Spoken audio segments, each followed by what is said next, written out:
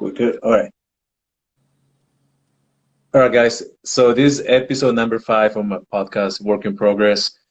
If you don't know what that is, go to my bio and you'll find it there. Today, I have a very special guest who I haven't seen in a long time, I maybe know. 2 Not hours. live. So I have Loida here with us.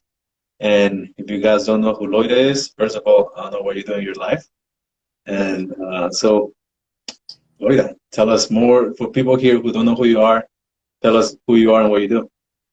Yes, so I'm a real estate agent. You guys know with TBC. Chances are you probably see my videos on YouTube. I have been doing videos regarding real estate for the past almost 5 years. And I have been doing door knocking, cold calling, and that's still something that I do. And if you are joining in and tuning into this live and you're seeing Adolfo, Adolfo is actually part of our team now, TBC out here in LA. So there you go for that introduction. Today's topic is going to be real estate 101. So for you people who want to be an agent or you just got licensed, I don't know what to do. I've been there before. You've been there before, right, Loida? Yes. So Loida and I are going to be talking about what the process looks like, and after you get your license, what's the best way to go about it. So I'm going to let Loida take this part because Loida talks to a lot of new agents, right? And I know that's a lot of her following. So Loida can start telling us more about how to get started in real estate pre-licensing. Yeah, so if you're thinking about getting into real estate, chances are that you're probably going on YouTube trying to figure out what it's like to be a real estate agent, a day in the life type of thing. And depending on the state that you're in, it can take up to 6 months to get your license, or maybe it could take 6 weeks. Again, out here in California, it seems like everything kind of gets delayed. I remember when I got my license, it took about 6 months from when I started my courses to when I actually got my real estate license. So the very first step is actually going through the certification courses. Once you get those out of the way, then you can go ahead and send everything over to the state to get your state exam scheduled. And then once that happens, you go and take your state exam. Hopefully you pass the first time. If not, you can take it again, but there is an additional fee. Now, once you get your license, pretty much you're on your own, I guess you can say, because now you are your own business. You are a business owner. You have to make the calls. You have to prospect. If you're not putting in the work, you're not getting a paycheck. But if you're putting in a lot of work, over time, you are going to start to see the results, and eventually all of your hard work and your effort in prospecting and making calls is going to give you the results that you're looking for, which is actual paychecks. Perfect. Yeah, Loida. So now you guys know how to at least get it started, studying for your test. So now you're taking your test today. Let's say you pass, right? Which I hope everyone does. And after you pass your test, Loida, what now? That was me. I walked out of the building. I didn't know what to do. So I actually reached out to someone who was in real estate. Then it was with a small broker. And I ended up joining them because I didn't know where else to go. Yeah, so the next step will be to find a broker where you want to hang your license. So there are so many different companies nowadays, but what you really want to do is that maybe you want to interview a few different ones to see what they're going to offer you. Especially being a brand new agent, you want to be with someone that's going to offer you training and support. Not just that, but that they're actually going to mentor you. What I have seen happen is that many times newer agents go to these brokerages where they promise you the world, but at the end of the day, you don't have any type of support and you kind of have to figure everything out on your own. I mean, I have even heard from the past where brokerages use my YouTube videos and Brian's YouTube videos as training content for their agents. So that just goes to show you how some brokerages still don't have that foundation, or probably maybe trainers going to teach their agents. So go ahead and select a few different brokerages that you do want to interview out in your area or wherever it is, and see exactly how many top producers are there. What are they doing? If you do go to the office, what does that environment look like? Are people actually prospecting and making calls, or are they just sitting back and chit-chatting, looking at Facebook, like not doing anything? Because like I said, as soon as we started this, once you get into real estate, you have to put in the work. I mean, no one's going to be doing the calls for you. You have to be making the calls. You have to be doing the follow-up. So you want to be in an environment where it is known that you have to be very disciplined and committed to whatever it is that you are saying you're going to do. And when you're new, you know, you have to be generating leads and prospecting all the time, because that's what it takes. You don't have any deals, so you have to be talking to people until you get to that point where you have someone that's going to be doing something within the next 30 days or less. And until you get to that point that you start building a pipeline or building a database, I mean, there's really no excuse for you to not be prospecting. And thank you, Loida. And even then, I mean, I'm not selling 100 homes a year, but even then, when you have some deals going, you still want to prospect, because here on Team BC, we do that all the time. We preach that all the time, and we're prospecting every day to get new clients. So even if you have 2, 3, 4 deals going, you don't want to get comfortable, right? And rely on those 4, because if you don't keep prospecting, what's going to happen at the end of the year? Let's say it's March. What's going to happen by December? You're only going to have those 3 or 4 deals that you have. That's it. Yeah. And not just that, Adolfo, but what happens sometimes is that, let's say you do have these 4 deals going on at the same time. What happens if maybe 2 of those deals end up falling out of escrow because maybe your client no longer has to buy or sell their house, or maybe they have a personal life event that has now prevented them from continuing their sale or their purchase. So you can never just be relying on a certain transaction or number of transactions. It's like you always have to keep on filling the pipeline, talking to people, and just replacing a new escrow with a new client that you're going to be converting. And that's ultimately what's going to make you a successful real estate agent, to never feel like you're desperate for a deal or you're desperate to just take any type of client. Because, you know, something that I was talking about today with Brian in the boot camp that I do for a lot of my agents is that we have to have a certain type of standard with whoever it is that we're working with, whether it's buyers or sellers. And it would be a disservice to them if we were to, for example, take an overpriced listing that we know is not going to sell. So those are just little things that we have to take into consideration as real estate agents when we're new as well. And you know, I wish I knew all this information when I was new. I got licensed in July of 2019. And, you know, like I said, I went with this small broker, and I wasn't getting the right guidance, right? And I was out there looking for buyers because that's what I was told. I came across a first buyer that she said she was pre-qualified. Now, I didn't know I had to ask for a letter, right, from the bank. Yeah. So I went around showing her houses, and then after 2 weeks, she ghosted me, and I wasted time. Yeah. So going back to what you said, that's why I mentioned this. You want to have standards, right? You want to define that at what point you're going to be working with a buyer or a seller. Now, there's agents that only work with buyers. There's agents that only work with sellers, or there's agents like us that will work with both.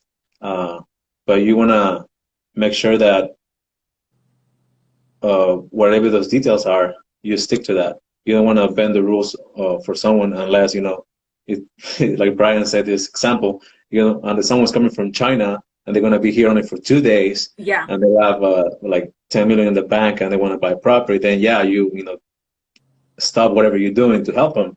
But that's, you know, that's going to happen maybe once every 5 years, right? If anything, if ever happens. Yeah. So, all right. So, you know, you spoke about, I have my notes right here, by the way. So you spoke about, you know, how to pick the best office with the best broker. Now, the question here is, should a new agent go solo or be part of a team?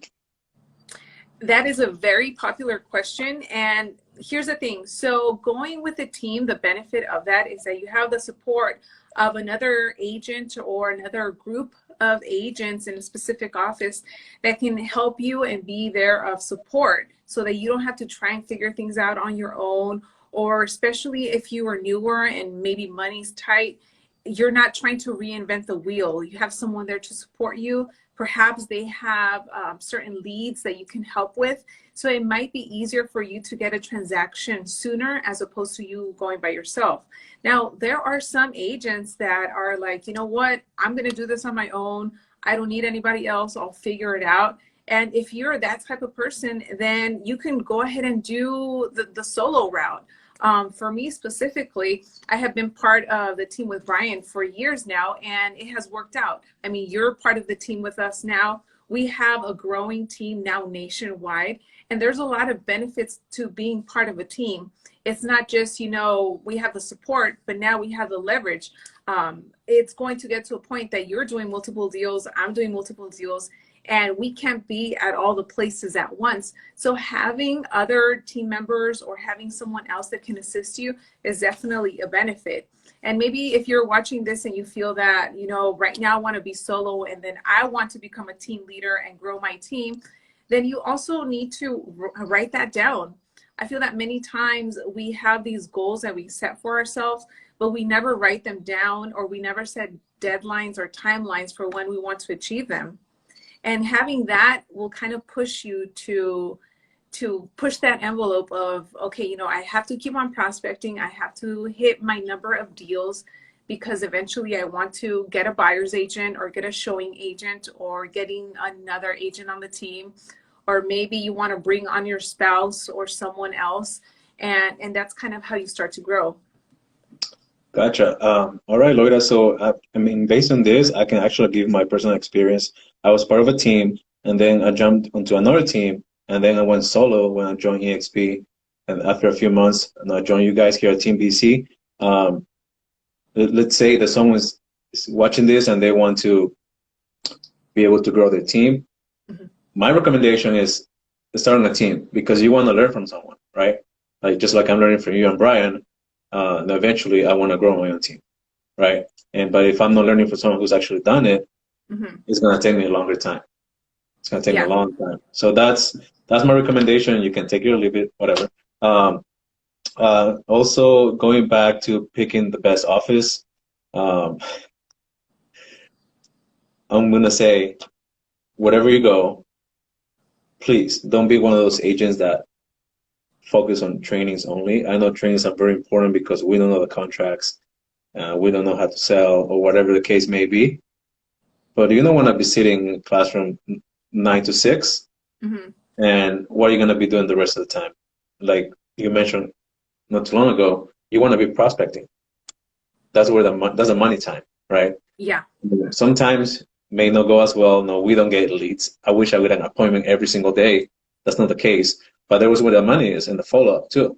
Mm-hmm. As you notice, you know, I have people, some people call me after months or even a year telling them they want to buy or they want to sell. So that's what you want to be doing. You want to be talking to people, adding people to your database. If you have a newsletter, send them your newsletter once a week, twice a week. If you don't have that, you know, you should get on it very soon. Yeah. I think that ultimately is going to help you also be able to convert people long term when you start putting them into a system. Going back to the brokerage, here's something that I want everyone to know. No matter where you are at, I know sometimes newer agents think, oh, well, I want to be part of this brokerage because everyone knows this one, or no one has heard about EXP, so I'm not going to go with that. Ultimately, a buyer or seller is going to hire you because they like you, they trust you, and they feel that you can get the job done, no matter where it is that you're at. Because I have been at independent, small boutique brokerage. I have been with a big one. And at the end of the day, I mean, they didn't really care. It was more like, okay, we feel that you can get the job done. You said that you know this area. You presented everything great. We like you and your team. Okay, here you go. Go ahead, and we would like for you to help us out. So that's something to keep in mind. You have to work on your skills and your communication, and that's ultimately what's also going to help you get hired, not so much the actual name of your brokerage. And you're right. I've been in the business for about a year, and I haven't had a single person telling me that they don't want to work with me because I'm with EXP or whatever Yeah. broker I was with before. Hmm. I think I probably had one asking me who I was with, and they looked me up online and they found me, and that's it. But they never told me that no, I don't want to work with you because you're with EXP or Century 21 or whatever the case may be. Yeah. I was actually watching one of the videos from Brian and AJ, and AJ mentioned that 97% of the people that actually do any real estate transaction go based on the agent and not the broker.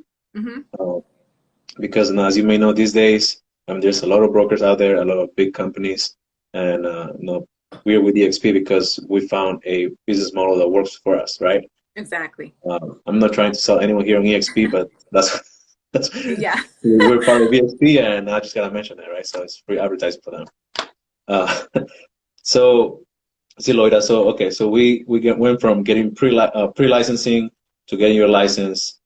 Now then you pick a broker or a team. Recommendations of whether to go solo or being Hmm. part of a team. Yeah. So what's next? Once you join a company, of course, you start prospecting, Hmm. calling. I forgot door knocking. Yep. Uh, that I think those are the main two: calling or door knocking. Something that I used to do that may work for some people. Is just talking to any random people on the street. Any kind of conversation is considered prospecting, right? Yeah. People at the Exactly. gym, right? Hmm. When you're So walking out in the street, the mailman, if you come across him, I mean, he knows where everyone lives. Maybe he has right, heard of conversations like, hey, we're moving. Can you let us know if our mail keeps coming or something like that? I mean, you just never know. The gardeners, the last people you might think might know someone, gardeners know everyone. They're always talking to the owners. If the owners wants to sell, they'll be the first ones to know if they want to maintain the front yard or the backyard clean or whatever it is. So yeah, you always want to be talking to people. And then aside from prospecting, something that I do want to mention, especially if you're new, is that you have to have a very strict schedule.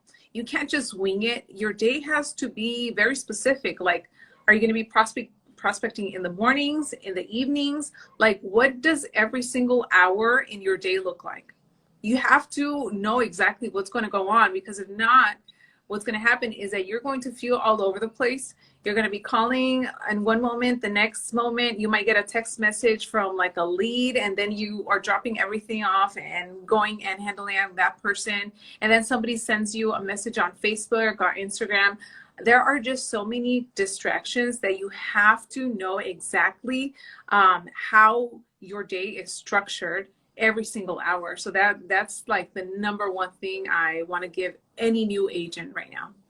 that's right. So, and this doesn't mean that you want to be prospecting 10, 12 hours a day, Hmm. because I've done it before, and after a while you burn out, and that's the truth. Yeah. But let's say if you're scheduled to prospect 8 to 12 or 8 to 1 every day, you have to stick to your schedule. And now things are going to happen, right? Things are going to come up in which, I don't know, maybe something might come up like your seller. I mean, someone, I don't know, dies, or I'm not sure. I mean, I don't want to knock on wood that doesn't happen, Yeah. but something extreme may happen in which you will have to break that out of the routine and go handle that. But just like the other example that I gave earlier about that millionaire coming from China, Yeah. Yeah. that's Exactly. going to happen every so many years. Hmm. So you want to stick to your schedule for prospecting. Also, one more thing, you want to be able to communicate, right? So you need to know your scripts. Yeah. So that's something that we are very, very, I guess, hard on that here. Know your scripts 100%, 90%, as long as you can deliver it and you can have communication, and as long as you have an answer, you Hmm. don't want to be stuck and not knowing what to say, right? Yeah. There's And you no always right or want to be wrong. practicing. I feel Exactly. that sometimes people don't practice, and that's ultimately what's going to give you that confidence and certainty over the phone, especially because I know a lot of people are afraid of rejection or afraid of even picking up the phone and making the phone call. But if you have practiced so much different conversations with other agents in your brokerage, or even maybe your friends and family, you can role play at home. That is going to give you a lot more confidence when you are making the calls. because you'd be surprised how many times it happens that you will have the exact same conversation that you just role played, but you will be having it with an actual homeowner. And this has happened to me so many times where it's like I have a smirk on my face because I know exactly what to say next because I just role played it with someone else, and many times it has gotten me an appointment. So you have to practice. I know an example that I have given many times before is that, you know, in real estate, especially out here in California, the commission checks, they're pretty big.